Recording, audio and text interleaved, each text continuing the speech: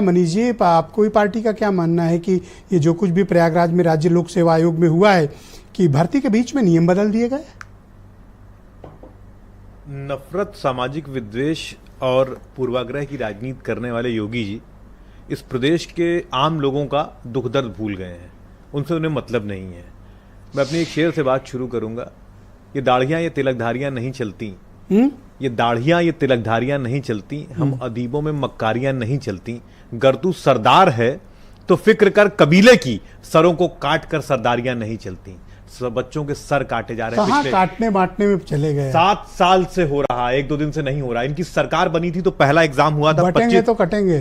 उसी पर तो सारा खेल कर रहे हैं। भाई किसी के दुख दर्द से तो इन्हें मतलब है नहीं। मैं आपको जब इनकी सरकार बनी थी तो पहला एग्जाम हुआ था 25-26 जुलाई को दरोगा भर्ती का, और उसका पर्चा लीक हो गया था।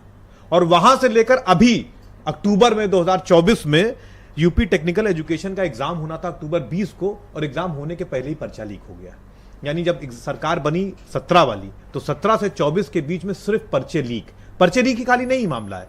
जो एग्जाम हुए उनके पर्चे लीक हुए, या तो एग्जाम हो गए हैं उनके रिजल्ट नहीं आ रहे। 2020 का एग्जाम हुआ, 21 का एग्जाम हुआ, 4 साल से रिजल्ट नहीं, और या तो भर्तियां पड़ी हैं, उनका विज्ञापन नहीं निकाला गया।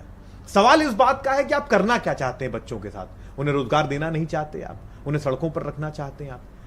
दूसरा जो महत्वपूर्ण मसला है, रिजर्वेशन मारा जा रहा है। अभी एक एग्जाम्पल से बात शुरू करूं। 69,000 शिक्षक भर्ती के बच्चों का सिंगल बेंच ने कहा, डबल बेंच ने कहा कि 1994 के रिजर्वेशन के नियमों का पालन नहीं किया गया। जब डबल बेंच का फैसला है तो 28 दिन की बात हुई थी ना, कितने महीने बीत गए क्या? और उन बच्चों को लाठियां मारी जा रही हैं। इस लखनऊ की सड़कें खून से लाल हैं उनके। 5 साल से संघर्ष कर रहे हैं वो, आपने मार लिया। सरकारी नौकरियों में आरक्षण मिलता है। साफ सरकारी नौकरियां होंगी ही नहीं तो आरक्षण देने की जरूरत नहीं पड़ेगी। निकाला तो 220 पद अभी। SC, OBC और जो गरीब सवर्ण है उसका हक मार लिया आपने।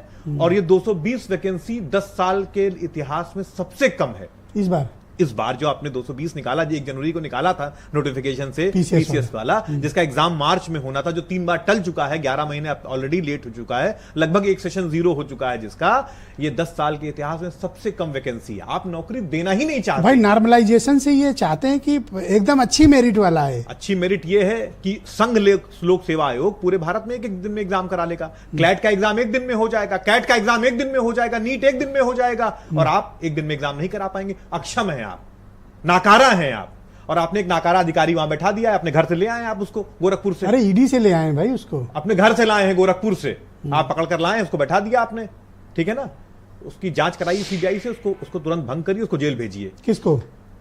संजय श्रीनेत को। कहां है संजय श्रीनेत?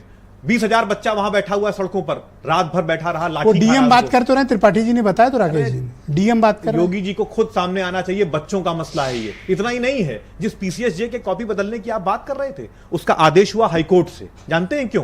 क्योंकि पहले RTI के जरिए कॉपियां बच्चे देख सकते थे। इस सरकार ने आने के बाद उस व्यवस्था को बंद कर दिया गया। यानी हर कदम पर चालबाजी, हर कदम पर धोखा। किसके साथ? बच्चों। अभी तो हमसे राकेश जी कह रहे हैं कि भाई उच्च शुचिता, पूरी नैतिकता। अरे कितनी शुचिता बताया मैंने आपको? इतनी शुचिता कि हर पर्चा लीक। मैं तो उनकी बात मानता हूं भाई, इसलिए पूछ रहा हूं। मैं कहता हूं हर पर्चा लीक, इतनी शुचिता है, हर पर्चा लीक, 4 साल से रिजल्ट नहीं।